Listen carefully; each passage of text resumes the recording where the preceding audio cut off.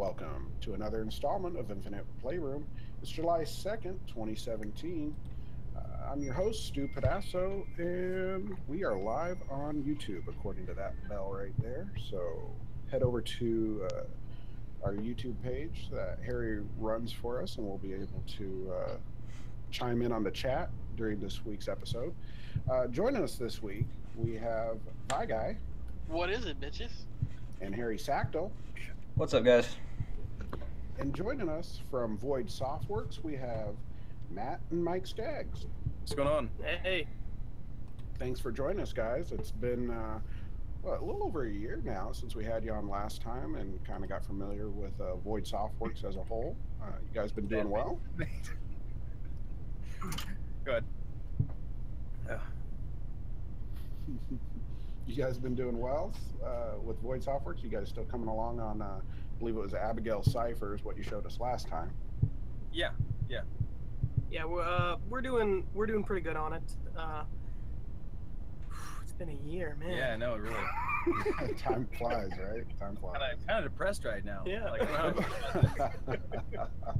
So has it been that long, really? Yeah, really. No.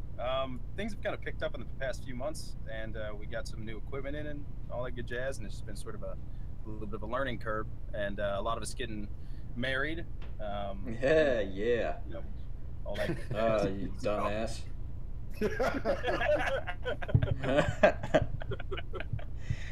That's okay, man. I'm 28 and I've been married for 7 years, so.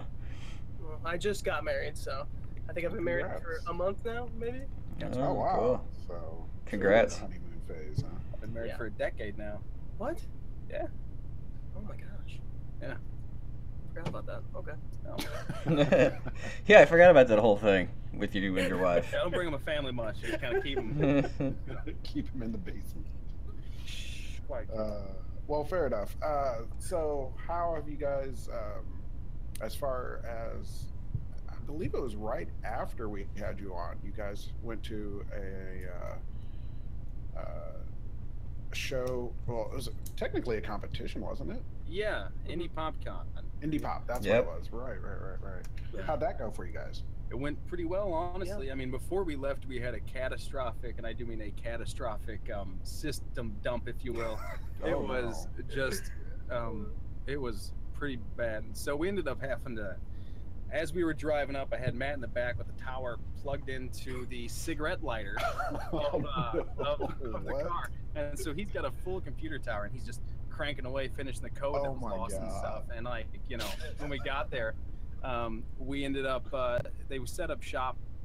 They were right next to a corner booth, and we started basically working on it throughout the day. And then so we had to kind of reassess how we were going to do this. So it was like, all right, let's just take suggestions and just make this seem like a live dev, and we'll be good, you know? And that worked out pretty well, actually. Wow. And we ended up getting semifinals, having something as broke as all shit, you know, because of the problems we had. But I mean, yeah, no, it went really well. People were really into it. Nice. And we had a lot of fun. Yeah. Okay. Well, good to hear. Good to hear. You guys have anything like that planned for this summer? See, probably not this summer. Indie Pop is, I think, this weekend. I think so, this yeah, next yeah. weekend coming up. Oh, is it this Yeah, I weekend? think it's Oh, the okay. 7th through the 9th, maybe. I think so. So we're not going to that, but my ultimate goal for us as a studio is to try to get us into PAX South. Okay. Right now, we're workshopping and working up a. I don't like calling it a demo because Then don't it's call gonna it be, a demo. I'm Just not don't gonna do call that. it a demo. If it offends you, just don't do it. I'll call it a vertical slice. Ooh, industry terms. Look I at know. you go. Oh yeah. All right. So we're mocking up this vertical slice and trying to take it to PAX maybe and Okay. shop it around to people and just so people can actually get their hands on it finally. Yeah. You know, I mean, And luckily enough, the reason we're kind of avoiding some stuff is we just got mocap in, and we're working with some facial recognition software and all the Alright. cameras for that jazz. So we're trying to get that a little bit more streamlined before we start putting stuff out there. Because it should bump it up, you know, quite a bit as far as like the visual fidelity is concerned. So that'll be nice. Oh, congrats. All right, cool. Well, our last few episodes have been mostly concentrated on the E3 news that's come out. We've been just away at different aspects from from each conference as far as Sony, Microsoft, Nintendo, and some of the indie stuff that fell in between the cracks. But let's see. This week, I kind of wanted to actually get back into some of the news of things. Let me bring this up here. The biggest news since our last episode, of course, was Nintendo launching the Super NES Classic in the vein of their mini Nintendo. We haven't really talked about this. I think this news came out right after our last podcast. But wait a minute, didn't they stop making those? That's the first one. They made a NES Classic, Really? and now they're making a SNES Classic. Which they're gonna make them with so many, then shut the production down. The articles I read, it seemed like they were, they weren't expecting that many people to buy the NES, or the classic NES, and now I think they're only doing it until the end of this year. Oh, well, that makes me curious on what they'd have on the but they're probably Super gonna make Nintendo, more. man. yeah, it's a 21 game lineup, and some of the games. Well, of course, the big one is the never released Star Fox 2. Star Fox What? 2. Yeah. Yes. Yep. Something that I actually didn't think would ever see the light of day from. Apparently, Alright. Star Fox 2 was ready and operational on the SNES, but Nintendo shelved it because they didn't want to take attention away from the new GameCube. Yeah, Or sorry, not the GameCube, the N64. My bad. Yeah. which makes you wonder, why wouldn't they just make a port for the 64 or redo it? You know what I mean? Like, I don't know. Well, I mean, Well, I sure would there's some think technical it's stuff there, it's. yeah. I mean, it's going from a 16-bit system, or no, was it 16? I think it was 64. are you sure? I think it was. Well, I guess yeah, 64 makes sense. Yeah, I don't know. But I can't remember. yeah, and not to mention 3D in most. Yeah, that's true. It wasn't actually 3D to begin with. Well, I mean, it had the what was it, Super FX chip in it or something? no, I'm not. I mean the Super Nintendo. Yeah. Really? Yeah, they were like legit. All right, I know Doom was just They were basically legit folded 3D. 2D images and stuff like that. So. Yeah. Well, some of the other games on here besides Star Fox 2, of course, that's probably the most notable, but one of my favorite that I'm glad to see on there is Secret of Mana. That was always one of my favorites. Not that you'll be able to play it with 3 controllers. Unfortunately not, yeah. This one's limited to 2 controllers, but still, to hop in there with a buddy, at least you'll be able to co-op it. And to co-op any RPG is a good time, in my opinion, so. That's awesome. Speaking of other RPGs, Mario RPG, Super Mario RPG, the Legend of the Seven Stars is going to be on there, which I think that's the first Mario RPG that had Yeah, that, right? it's the one I didn't even know about as a kid and have always pined to play. So maybe now I'll be able to if I can get my hands on one of those things. Yeah, They're saying that Nintendo's talking about just dumping them all in the holiday season because it's going to be a limited run, just like the NES Classic. And we're kind of expecting them just to all hit the shelves at once. Really? Well, we'll see. Start saving up your eBay scalper money. Yeah, right. It was like an $80 price tag on that, right? Yeah. Last I heard though. Yeah, It's it's $80, yeah. $79.99, I think. But this time it comes with 2 controllers, and supposedly the controller cords are 5 feet long. Oh, okay. Interesting. Yeah, I was trying to see. On this article, Nintendo promised that it would produce significantly more SNES Classic Edition systems than the NES Classic Edition units, which were more notoriously hard to find. Shipments are expected through the end of 2017, though it's unclear whether it means they'll be available throughout that. Okay, well, go ahead. There's some speculation over whether or not the SNES Classic controller buttons will have the same scoop convex surface that the original had. Oh yeah. I thought that was a pretty good feeling button, so I say bring back the scoop. It's one of my favorite controllers overall. Yeah. Need that scoop. Swoop that scoop. Right on, guys. I don't know if you guys have a list. I think on our Facebook page we've posted a story that listed all the games on here. But is there what Super NES game would you definitely want on here, other than obviously? Other than what's on there? Yeah. Is there Chrono something on here? Oh, Yeah. okay, yeah. I was gonna say Chrono Yeah, Trigger Chrono too. Trigger. Like I said, where my head was at. Like the Pretty good only, like that game was the shit. I didn't personally own a Super Nintendo, so all the ones that I personally played were already on here: Super Mario World, Super Mario Kart, Street Fighter 2. I mean, those were the ones that taught my Donkey Kong Country. I mean, those were all here already. To me, maybe this one is this machine is going to be a lot more exciting because if you think about the quality of games, the difference there is between 8-bit and 16-bit, yeah, 16-bit holds up. You can still play Super Metroid, just have a great time with it. yeah. Super Metroid's on there, so that's good to know. So, all right, guys, right. Well, let's get on to some other game news. Let's see. We'll go ahead and start with some Sony news. And this one mainly just because I like some of these games I got to mention. But for July, if you're a PlayStation Plus member, one of the games coming out is Tokyo Jungle. Yeah. Haga, you remember this one? Yeah, they're giving us a decent game. This is supposed to be one of the wackiest, extremely well done games ever. You're like, apparently you start as a Pomeranian, and in a few minutes you're a camel, and you could just pretty much be any animal except for a human in the great city of Tokyo. Yeah, I guess this takes place after humans have done. It's a post-apocalyptic zoo caper game. I just saw a picture of this, and it was literally a basset hound fighting a lion. I'm in. Yeah, it's I actually have this on PlayStation 3, and it's been a little bit since I've actually played it, but yeah, I mean, it goes everything from like reproducing, finding a mate. Yeah, it's something else. But that's one of the free titles this month if you're a PlayStation Plus member. We need to know what those dating mechanics look like, dude. We need to know what those look like. Well, you have to, like, if I remember correctly, you can like get food and bring it to them, and you try to like bring them gifts to like up your likability, I guess would be a best descriptor. Let's see, Darkstalkers Resurrection is the other one for the PlayStation 3. For the PlayStation 4, Until Dawn, which was a very popular title towards the end of last year, I believe, or was it earlier this year? Yeah, I played the first half. It was like no other game I've played. Think, what was that? What was that weird ass old game that's being released on PS4 that has, what is it called, Night Terror or something? Night Trap? Night Trap. Yeah. Think Night Trap, but modern. So very, very convincing CG, just mocap acting and voice acting, and just it's very much an interactive, very much an interactive movie, and a great. Now the premise is based on a horror movie, right?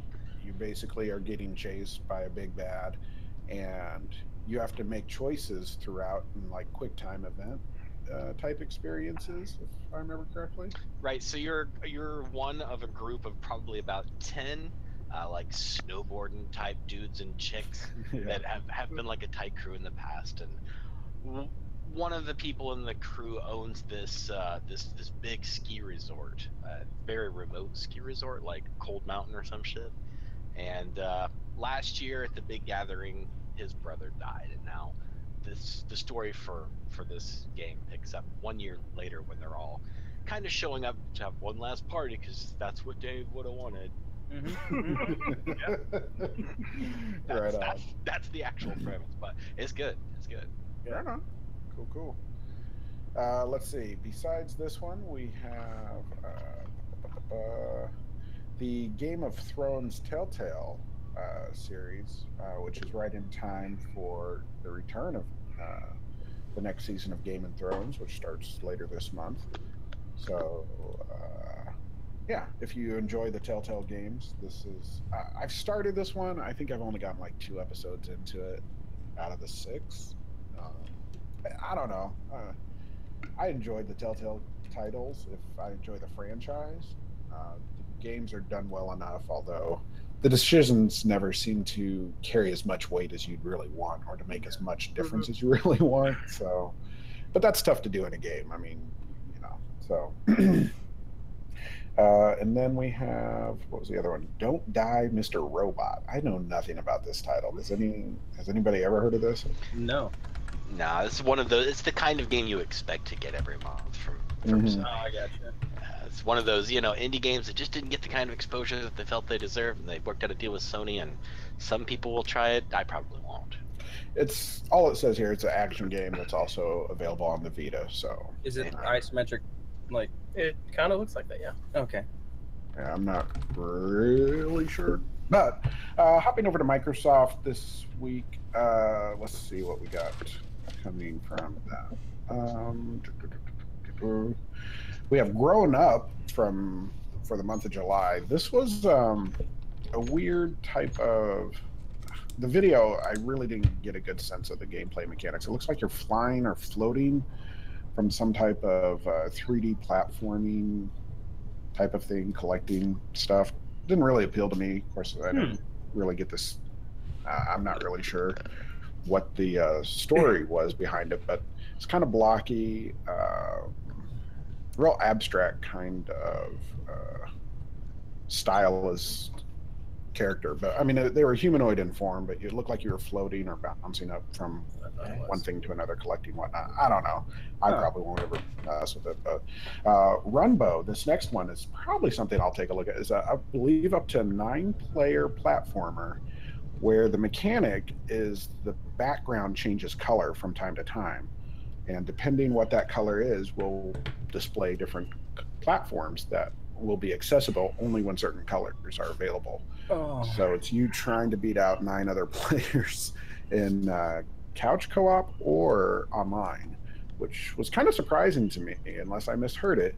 I thought 8 was the max for the Xbox One console, but they said 9 on the trailer I caught. So, but that's going to be July 16th through August 15th. That one will be available for Xbox One. And then the very disappointing Watch Dogs came out June 16th to July 15th. Wait, so this one was disappointing too? I hadn't played it. This isn't the second one. This is the first one. They're making available for free if you're a Games for Gold member. The first one did, I mean, I guess I shouldn't say it was horrible, but it was just disappointing because it didn't, everything it did we had seen in other games, so it didn't really do anything well. It was just like, oh, if we put this here and if we put this here. If you're going to do a game about hacking, have some hacking in it, you know? Everything you hacked was just a push of a button. It's like, oh, I'm going to hack this light. Bam, hacked. You know, like BioShock had more hacking elements in it than this game did. And I thought, you know, that's not even what BioShock was about. So I was a little disappointed by this game from what I played. But it's more of a modern day Assassin's Creed-like elements, big city, different options. I heard the second Watch Dogs was not as disappointing. So check that one out if you were into this modern aged Assassin's Creed like clone. But for the 360 and backwards compatible Kane and Lynch 2, which did a lot of fun things if I remember that game correctly. Oh yeah. Check that one out. That was one of the best like couch co-op experience I recall. Especially because one of them, which I couldn't tell you who was who, but one of them goes crazy and begins to see things that aren't there. And unless you're playing couch co-op, like you'd never know that. Like if you're just playing online, you're like, what are you doing? Stop. You're like, oh, they're shooting at me. I'm like, no, they're not. There's no one there. Yeah, exactly. Kind of Dead Space style, kind of was that Dead Space 3? I think that was kind of something we saw there too, right? I don't know if you guys got your hands on that one, but and then following up the end of the month for the 360 is Lego Pirates of the Caribbean. I don't know, Lego games. I'm waiting for my dude. Lego games are all kind of similar. They're kind of like the Telltale games. It just the franchise changes up, but it's really just the same game over and over. But I don't know, they're fun with a buddy, and maybe you know, if kids get into it, Lego, I could see that. Lego game's good for that, but let's go on.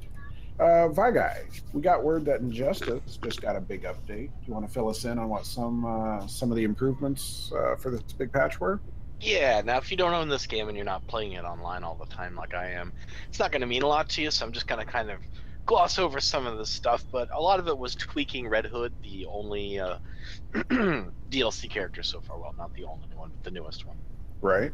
Just kind of helping him out a little bit, correcting him a little bit. A lot of just general balancing stuff. they helped out Black Adam for some reason, who was already doing fine in my opinion. I didn't realize he had made it into this one. Yeah, he's kind of a sleeper one. Yeah, I've He always wasn't real enjoyed popular in the character. first game, but he's a lot easier to use in this one. Gotcha.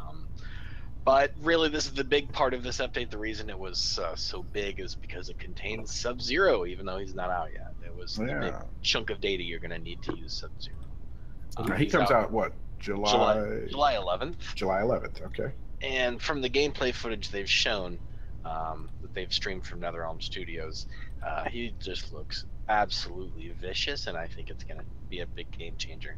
Yeah. He's got a cape now. A cape? Really? Yeah. Getting into the whole superhero motif, huh? It's a little much. I'm definitely going to remove the cape. Thank God for the gear system. Right. I did notice in the trailer I saw with him, not only can he make his frozen ice clones, clone, the ice clones, but he can throw them now? He could throw them in Mortal Kombat X as well. Oh, yeah, okay. I missed that, I guess. Yeah. But I thought that was pretty slick. Yeah, his whole moveset is extremely derivative, like on purpose, of course, from Mortal Kombat X's Sub-Zero. But they've taken the best of all the different moves and weapons he had in all three of his variations in MKX and just kind of combined them into one Super Sub-Zero. So even though I was never really into Sub-Zero and MKX, or in any of them really, I've always been more of a Reptile guy. But we're not getting Reptile, so I'm looking forward to July 11th because Sub-Zero's looking up pretty good. Nice. Well, cool. Sounds good. Let's see. I gotta ask you about this one too, Vag. I know you've really enjoyed Final Fantasy over the years, and Final Fantasy 15 has always been something that, you know, so long awaited. You've enjoyed and kind of waited for certain fixes before you knock that cat out of the bag, so to speak. But there's a new Final Fantasy mobile title that I know you're not a big fan of the mobile, but I got to ask what you think. Final Fantasy 15 New Empire. I guess it is somewhat of a builder as far as building up a base and doing stuff, which I'm not completely up on as far as... It's kind of RTS, isn't it? It is a real-time strategy, yes. Okay. It's from the makers of Mobile Strike, the one that has the commercial with Arnold on it. I'm still not exactly sure what the story is or how it ties into Final Fantasy. Has anybody even played like the Mobile Strikes? But I'm sorry. Has anybody played the Mobile Strikes? No. Nope. Okay. I'm not. I can't take it seriously just because it's got Arnold all over it. So yeah. Which I wonder if this is just a Mobile Strike game with a Final Fantasy face on it. You know. Yeah. Yeah. I don't know. I wonder if this is just basically kind of a selling out for Final Fantasy 15 because they're like, hey, why not? Let's go ahead and get some more money out of this franchise one way or another. Nobody really seems to. It's definitely the pinnacle of Square Enix greed. It's not pretty. The first mobile game they put out, the promotional pinball game, was sort of fun. I played that for a few minutes. This one, I've already read enough bad reviews, and there's too much media surrounding Final Fantasy. I'm looking at some of these horrible reviews now as we speak. They're bad. No, what's some good ones? That's so sad. 1 star, 1 star, 1 star, 1 star. Yeah, it's bad. That's real bad. So it doesn't actually tie into the Final Fantasy 15 storyline in any meaningful way. Is that what I'm gathering? I'm sure it does somehow. I think it has something to do with Noctis's relationship with the princess. I still haven't even finished that game, you guys. I still have to wrap up Persona 5 today and then move on to Nier Automata before 15, because 15 was just such a long wait that by the time it came out, I was like, yeah, for about 2 weeks. And then after that, all the really kick-ass games like Breath of the Wild started coming out. Right. And I was like, all right, Final Fantasy, you got a place in my heart. I'll come back to you someday. Yeah. I'm still halfway on it because I got about halfway and then all the, lashback on chapter 13 of it or whatever, like the end game of it came, and I'm like, I'm just gonna wait. That's what I did. And by the time chapter 13 finally got updated or fixed or whatever it was, I'd already moved on to Zelda, and I was like, I can't just go back there for that. I'm finding it hard to go back to. Yeah. But that's the thing. I had the same thing. I wonder how many millions of people across the globe ran into the same shit. It's like, all right, it's finally time to play this game. Oh wait, everything people are saying online is that chapter 13 sucks. Just wait, just wait some more. And it was too much waiting. So what's the deal with chapter 13? Like, I'm a layman. I don't know, what happened to chapter 13. Like, all I really know is that it felt like Square Enix had kind of rushed it, and that the story sequences in 13 didn't make a ton of sense. They weren't really fleshing it out the way it should have been. Gotcha. And there may have also been localization issues that just made it feel like a real slog, is what I read. Yeah, that's kind of everything I picked looking up back, from I wish I had just played through it. I don't know. Well, Me too. Me too. Well, moving on from that disappointing mobile experience of Final Fantasy 15, there is a mobile experience that I intend to try called Gunbound M, which is a Worms clone, basically, from what I gathered. This game originally came out on PC in 2005. It blew up huge in South Korea. The North American version made its way in 2006, but only lasted a few years before they shut down in 2009. This week, however, a mobile version of the game launched on iOS and Android called Gunbound M. And if you enjoyed Worms, I know they have mobile versions of Worms like 2, 3, Armageddon, I think even Worms 4, for a price. If you don't like paying for mobile games like I don't, this is a good alternative, I guess, from the video and gameplay I saw. So it is a free-to-play download if you enjoyed Worms, which I gotta say I do for sure. So this is why I mentioned this. But I always like to make our listeners aware of free mobile experiences that might be worth your while. Let's see, other free things that are currently going on. Lawbreakers is the new game from Cliffy B, who you might recognize from the Gears of War franchise. There's a free open beta currently on PC for Lawbreakers, which is a MOBA-like experience. A lot of jetpacks and different hero-like abilities. Like basically, it's a Overwatch clone, from what I gathered. But you just still bigger have biceps. Gotcha. Yeah, a little different mobility opportunities. It looks good. I think it's pretty. But currently there is until July 5th an open beta that you can get your hands on if this is something you're interested in. I believe when the game does come out, $30 price tag is what it is going to be. But Lawbreakers is what it's called. So just like an arena FPS kind of thing? It is a first-person shooter, but I was just kind of reading here trying to determine if it was coming to consoles. Originally, it was announced for PS4. Yeah, so it looks like it's still coming to PS4 and PC are the options you're going to have for this. But the way it's described as a high-altitude reconnaissance outpost is where the beta is taking place, is the map you'll have access to. And basically, you're fighting over a... what is the term they use here? Basically, you're escorting a briefcase is what it looks like. And like I said, a lot of jetpacks and different special abilities type use. But if you enjoy this type of first-person hero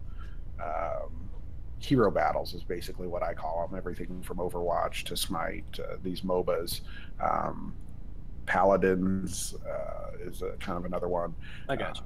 I enjoy them, but it's hard to find a really good one, in my opinion. There's certain things I like about others and some that don't carry over so well. But and this is the next iteration. I think it's kind of interesting to go from Gears of War to something like this personally, but I don't know. We'll see.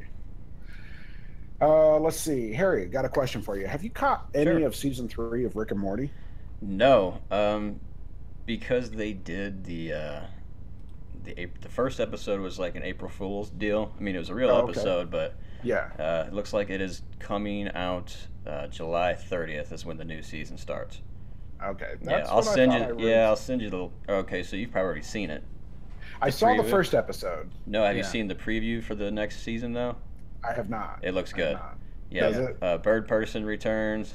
Yeah, you And, know you had to. yeah, there's all sorts of crazy shit going on. Well, the reason I bring him up is due to the fact that Rick and Morty DLC is coming to Rocket League next week, yo.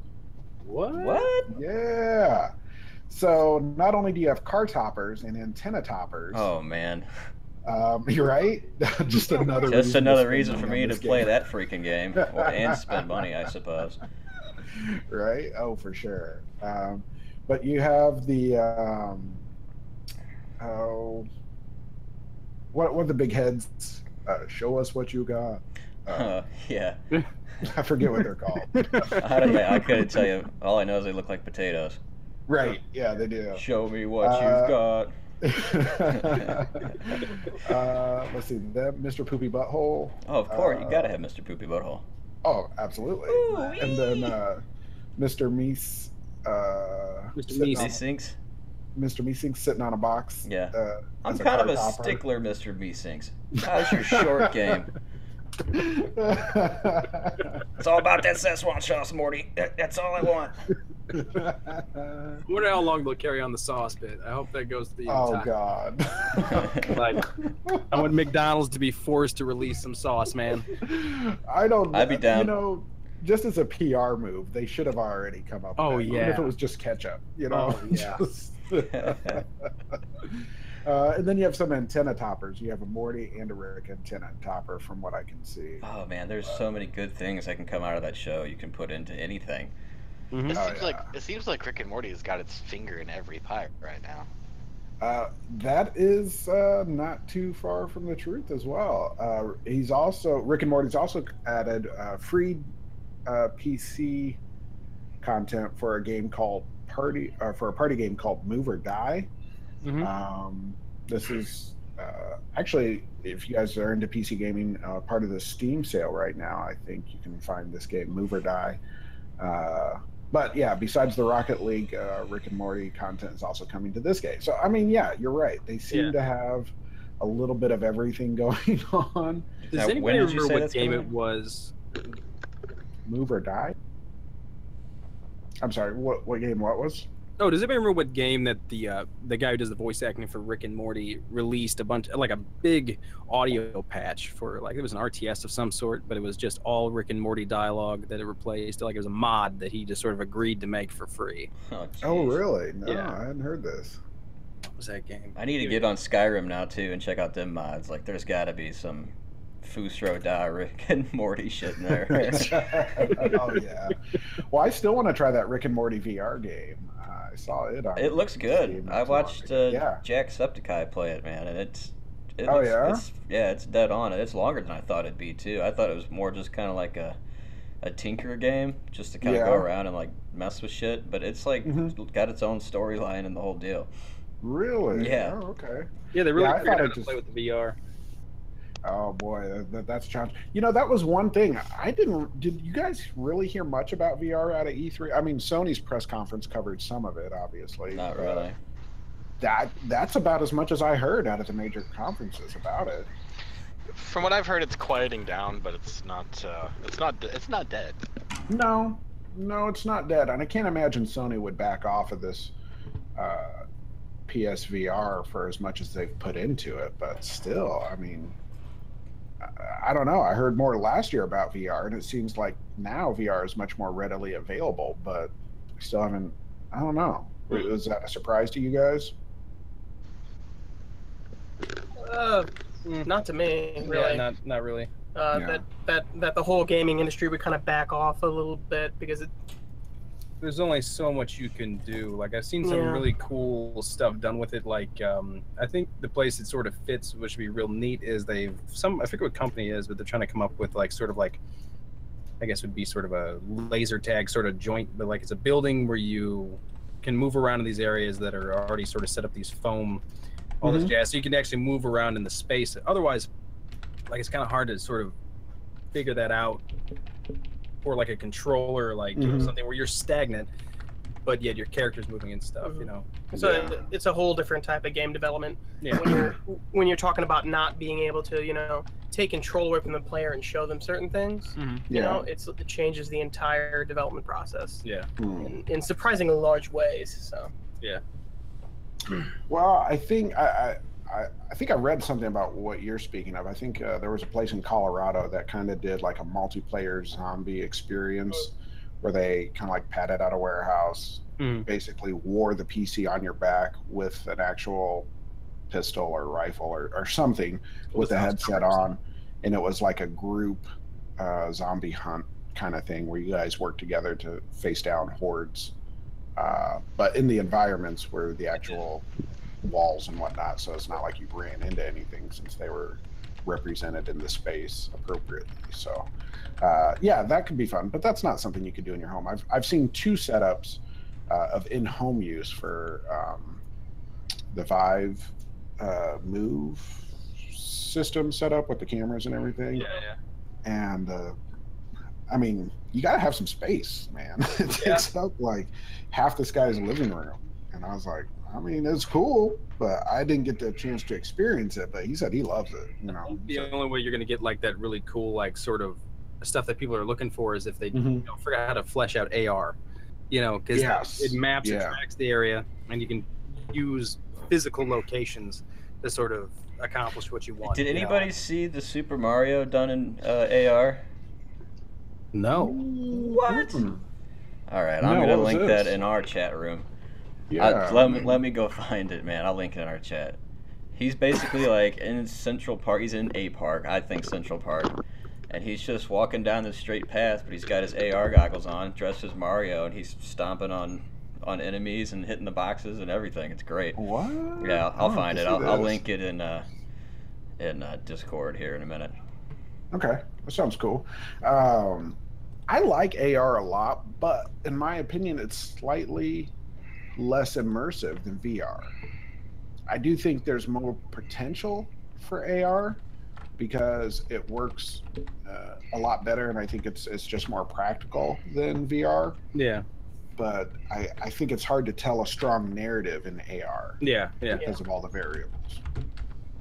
So, I don't know. Is VR something that you think what do you think the current demand for gamers is for VR?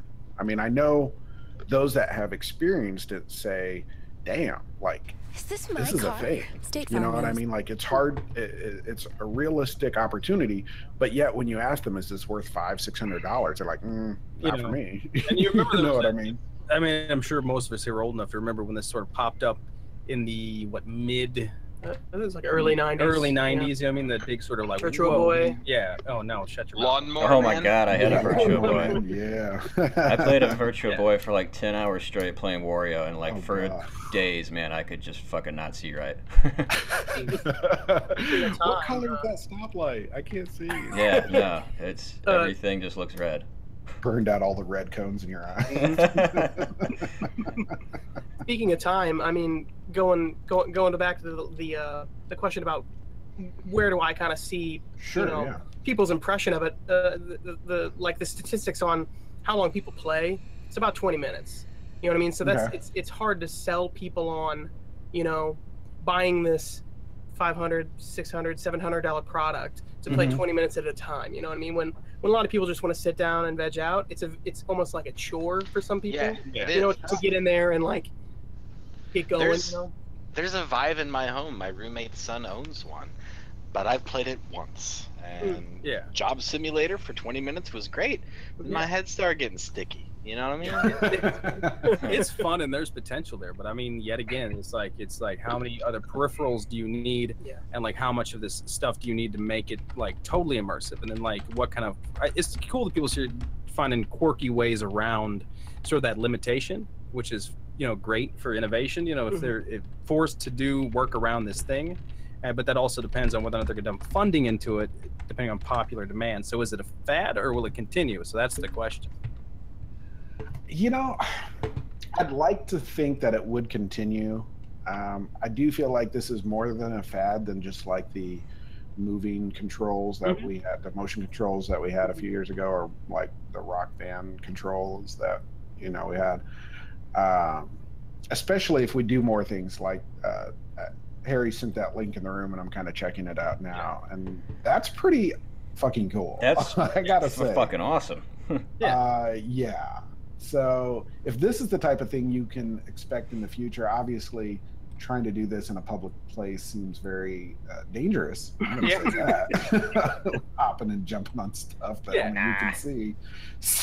I mean, it's all heading that way anyways, because like you said, the movement controls. I mean, that's one thing where they're trying to bring the interface, into physical space, and so they're doing the same thing. They're doing this with the visual stuff. It's all kind of going that direction.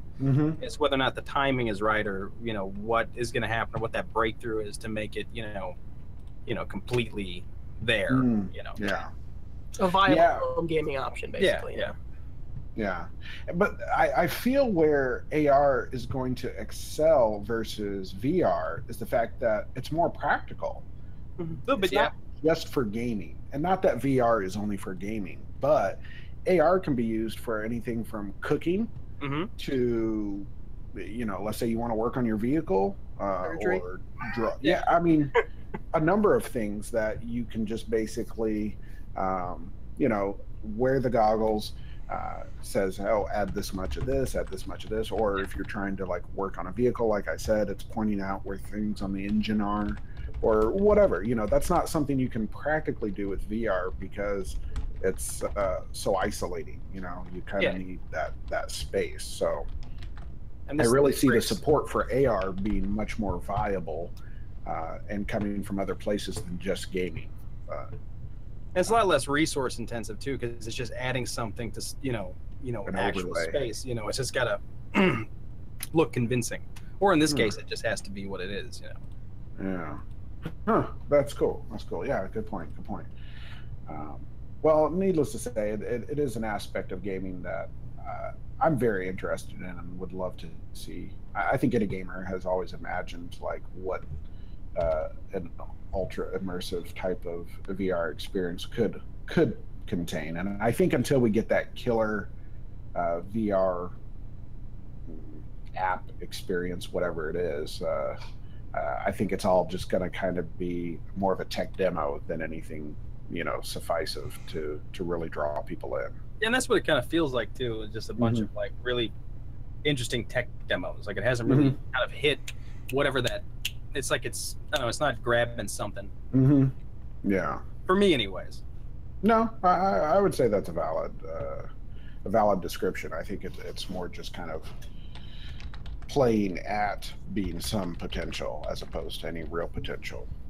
But all right, guys. Well, that covers most of the gaming news I had this week. Let's real quick before we wrap up, just hit the high points of what we've been playing. We'll go ahead and start with Mike and Matt. You guys, I'm sure with recently being married and planning the wedding and everything, you probably haven't had as much time. And just to clear it up, not married together, okay? Correct. Yeah. No, we're brothers. Come on. Brothers. All right. That being said, when you do find enough time or to relax or rewind on a game, what do you guys play? What do you enjoy? You want to go first? You did it, Mike. You're the. Oh, okay. Well, I always fall back on Counter-Strike because I'm a masochist and I hate myself. And then it's been here recently. I started up the Vanishing of Ethan Carter. I had that one. Tried that out. Oh yeah. That always sounded intriguing. What's the premise on that one? It's just sort of like a walk around sort of detective borderline sort of like it's just like, oh look, a thing, So kind of like a walking simulator. It's very pretty. That's only in there for the good vibes. But I mean, other than that, it's I've been playing quite a hefty load of Star Wars Galaxies, like hefty load. Yeah. Nice. Other than that, Me, not really much of anything as of late. I mean, obviously I did just get married. I mean, before my wedding, I had bought The Witcher 3 when it came out. Finally got around to playing it. 2 year and a half later, I can't remember when it came out. Right. But yeah, so basically I just played that, and then I had gotten, I think, Final Fantasy VI on my phone. It's like not the greatest port, but Yeah. it's a good game. So I was playing that for a while. So that's about it for me. Nice. Well, I gotta say, Witcher 3 is. I mean, you can't. That's a tough one to beat. That's so enjoyable. I really like that one. I've actually and been the itching to DLC. play that too, again. Yeah, I've Like thought from about front it to more than back. I once. want to start it the whole thing over because you get a new game plus. Oh, that's true. That's true. That'd be sweet. Yeah, you get to keep all your stuff. Oh, Hey. man, that's danger. Fair enough, Vi guy. How about you? Besides some Injustice 2, what are you knocking on? Well, besides Injustice 2, today I'm wrapping up Persona 5. I'm 152 hours in, and I think that's enough. So, man, shit just keeps going, but I'm pretty sure this is the final boss that I'm looking at on my TV right now. So hopefully I'll have a little more to say about that next week. Okay. But other than that, just my daily Pokemon Picross on the 3DS is, I don't know what it is. Something about Nintendo games that want you to play a little bit every day. That shit hooks me. Whether it's Animal Crossing, Picross, any game that has that format that's just got this like little Tamagotchi style something waiting for you. Oh shit! If you miss today, it only takes like 6 or 7 minutes to play your daily puzzles. You miss me, you're gonna have to restart all over. Yeah, I love that kind of shit. But it can also make you a slave. Like I'm still playing Pokemon Go, but I don't really want to. Really? Yeah. That game makes me so mad. Oh Jesus! I'm not gonna say I play it daily, but when I go for a walk, I definitely pull it up. Well, I walk my dog daily, so Yeah. it's just a habit to pull that up. You know, turn off Wi-Fi, turn on location, Pokemon Go, whatever. I'll catch one each day. I'll hit a Pokestop each day, and reap the benefits. Try to keep some balls in stock in case I run into something cool. But you gotta have balls. Man, tell me about it. But I don't know. It's just like I'd rather read something on the internet on my phone. Yeah. I don't know. Fair enough. But they are adding features to Pokemon Go that are supposed to make it team-oriented. But by now, all those Pokemon Go friendships from last summer have kind of all fractured and fallen apart. You know what I mean? It's going to be hard for them to have 2 summers of fun in a row surrounding that game. I don't think it's going to happen. Now, didn't they just do a big gym revamp with that? Yeah, raids and stuff like it, Jazz. I think they shut down all the gyms in the area that I saw. Because I went to go for a walk one day and I saw, like, the gym was not like nobody had it. It was all kind of grayed out. Like, what That's the hell? because it was under construction, but that's over now. Is it okay? Yeah, if you go walk by that same gym, it'll give you an item called a raid pass, and you can somehow participate in a raid. But I couldn't for the life of me figure out how. Right on. Well, So yeah. Needless to say, I'm not a big Pokemon Go player, but when I do go for walks, which aren't as frequent as they should be, I do try and catch a Pokemon, get a stop or two. But yeah, this raid stuff I'm not too familiar about. But. You guys should have seen our local zoo down here when this game came out. Like here in St. Louis, I went there like the first week Pokemon Go came out. And literally every single person in that zoo was playing Pokemon Go. It was the craziest thing I've ever seen. Oh, yeah. Like, everybody was friends with everybody. They're like, oh, dude, you gotta go check this out, man. There's this, if you go over there, there's a freaking Kadabra or whatever the fuck it's called. Like, go catch it, man. It was insane. 016 was the modern day Summer of Love. Yeah. Yeah. Our parents got actual Summer of Love in 1969. What do we get? We get Pokemon Go. Super. Panic in the streets. There's a fucking Mewtwo over there. The music's not as good, and there's a lot less LSD, so it's just. Yeah. Fair enough.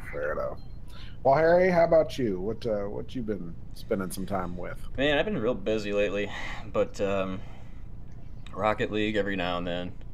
Nice. Apparently that'll become more frequent here in the future. Oh man, I can't wait to get my hands on a Rick antenna topper. I think that'd be sweet. Yeah, I hope they have some sort of like boost on there too, where it's something out of that show. Man, I can't think of what anything. It could be. Right off the top of my head, but yeah.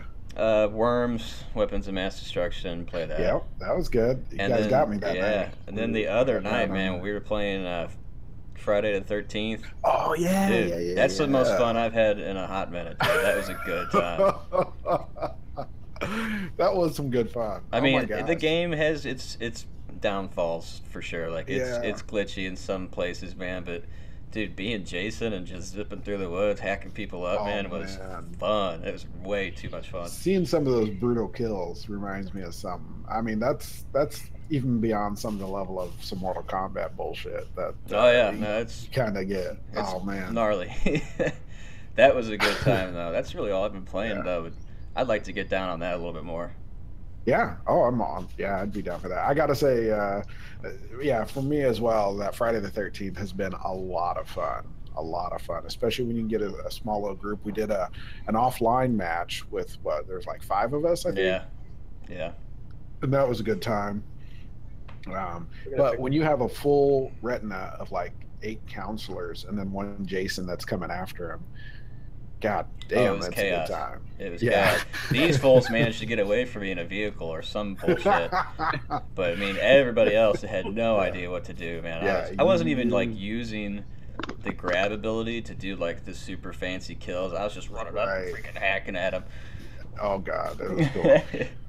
That game really excels when you have your group chat on and you can actually communicate with the other counselors. That's a big game for communication. That's the only reason we made it away like we did. But just the way that they put that game together, the gameplay mechanics are so strong. It's a really good multiplayer co-op experience. And with a few updates, that could be a lot smoother, though. Oh yeah, and I'm sure they will too. I think they've. I think it's when they're going to be supported. They're going to put a story or a campaign mode in it, from what I was reading. Yeah, I heard that too. To support it as well, but I never anticipated this much that it would do this well after playing games like what was that monster one where you had the group going after them? Evolve. Yeah, after playing Evolve, I was like, this didn't really translate as well as I'd hoped. Yeah, but, Evolve didn't really do too well for all that hype. But Friday the 13th knocks it out the park for a good time. So check it out if you have any interest in this, for sure. I'll have to pick that up. Yeah. Something else I've been playing is Elder Scrolls Legends. You guys know I'm a big CCG guy, collectible card game. I like my card games. Been into Magic a bunch. Really have enjoyed the Magic: The Gathering Origins on console. It's a good time. I still enjoy the Hearthstone, not as much lately as I have since Elder Scrolls came to Steam. Elder Scrolls Legends, I just like the mythos of Elder Scrolls so much more than World of Warcraft. It's better. I don't know. It's like not as childish, I guess. And there's a lane mechanic that really adds a nice element to this. So if you're into strategic card games at all, check out Elder Scrolls Legends. It's now on Steam and should be coming to smartphones. They said at E3 it was coming to the end of the month. I mean, here we are, July 2nd, and it's not here yet. So what the fuck, right? I mean, come on. I don't know. No, I'm kidding. I anticipated that it would probably be a few months before it, but I still am excited about it coming to smartphones and tablets and whatnot. And then I'll go ahead and actually 2 things I'll end on. I don't know if you guys have ever played Smite. It's a Hi-Rez Studios title. Seen it, never played it. I'm sorry? Know of it, never played it. Okay. Well, they have a new game out called Smite Tactics, and it's a cross between XCOM and Hearthstone. So you get a deck that you can put together and play, and when you're summoning your characters, they come to a field, a grid-like field, that you then can move them along the field appropriately, very much like XCOM. So, I mean, these are 2 of my favorite games, fucked and had a baby, and I'm ecstatic about this. So it's still in beta right now. We'll see where it goes, but it's enjoyable. I really like it.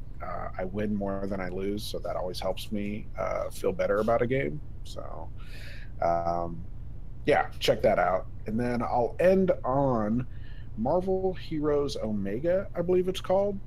Just recently is in beta for PlayStation 4 and Xbox One. This is basically the evolution of I don't know if you guys remember the Marvel games that let you play as it's basically Diablo with Marvel Heroes. Marvel Heroes was a PC title for the last 2 or 3 years that was doing well. It had a strong following for those who were into it, but now it's made it to console, and downloaded it last night. Spent 2 or 3 hours with it last night. It was a good time. It looks like it does have a couch co-op option, which is very important for these types of games. So, but there's the amount of free content that they give you so far is amazing. There's like 30 plus characters that you can utilize off the bat without paying anything. Of course, they did have specialized characters if you wanted to drop some money you could get, but so far, so good. I'm going to put a little more time into it, but I got to say, I really enjoyed my experience with it so far. So if you're into free-to-play, check this one out. If you like Diablo, which actually Diablo had an update that recently hit. They added the Necromancer to Diablo for consoles. I think it's like a $15 download if you decide, which, man, I don't know. I can't have to start a new character over for $15 with a new class. I don't know if it's worth it for me, but I do like Diablo, so maybe I'll get around to it when they have a big sale or something. But that's going to do it. Speaking of sales, has anybody picked anything up on the Steam sale this week? Nah. Oh shoot, that's this week. Yeah. I'm staying as far away from it as I can. Just can't afford it right now, man. There's no way. Right. Well, you know, it's like, 4th of ooh, July. piece of candy. Ooh, piece of candy. Yeah. That's how I feel every time I get on one of these damn Steam sales. Oh no, there's good stuff on here, and I haven't capitalized. Dang it. All right. Well, fair enough. All right, guys. Well, I think that's going to do it for us this week. Matt and Mike, thanks for taking time out of your weekend to join us. Yeah, you guys definitely. Want to plug anything for Void Softworks before we give this one a wrap? We're just going to be shooting out more info about the game, more pictures, more everything about what we're working on here in the next few months.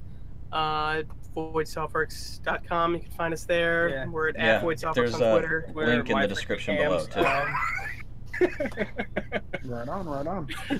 I know we didn't really say this at the top of the podcast, but the current project you guys are working on is entitled Abigail Cipher. If you caught us last year when we had the guys on, it's basically like a detective first-person mystery. Is that the best description, guys? Or how would you describe it? I'd say if you took LA Noire and then, just crammed it together with Deus Ex, that's probably what you end up with. Okay. Yeah. Great. Like I said, link below. Is there a supernatural element to it, or is it more tech-based? I wouldn't say supernatural. It's set in present day, fictional city. It's just a dark noir thriller. Yeah. Okay. Excellent. Well, head over to voidsoftworks.com, and I'm sure I actually saw you guys since last we spoke. I started a Patreon page, so if you want to show a little love and support for what you see and what you like, make sure you support them there. Mm-hmm. We as well have started a Patreon page, which from the information and stats I see, I think I might be the only person that's gone to look at it. But hey, if anybody else decides to check it out, we would appreciate it. I would say that we are Twitch streaming occasionally builds. Oh, okay. Are you really? Yeah. So you'll be able to see me. Cool. How's that been going? Pretty good, actually. I got in with a bunch of Unreal Dev like 5 minutes into Beyond there, so I mean it was like pretty quick. Nice. Yeah. So they're communicating through chat, I guess, while you build, I guess, or? Yeah, pretty much, and they just you just have a conversation about what's going on. Nice. Well, that's pretty amazing. Well, hey, if you guys have an interest in seeing how games get made, check that out for sure. Do you do that once a week? I've been trying to do it once a week, yeah, but I've been having problems with our. P4V, if anybody understands that lingo, it's been real cute. Real cute. That's nice. Well, fair enough. All right, guys. Well, for the rest of our hosts, thank you very much for taking time out of your weekend. To our listeners, hope you guys have a great 4th of July, and join us next week as we break down the gaming news of the week. And as we're fond of saying, Don't get caught. Peace. Love your faces, by the way.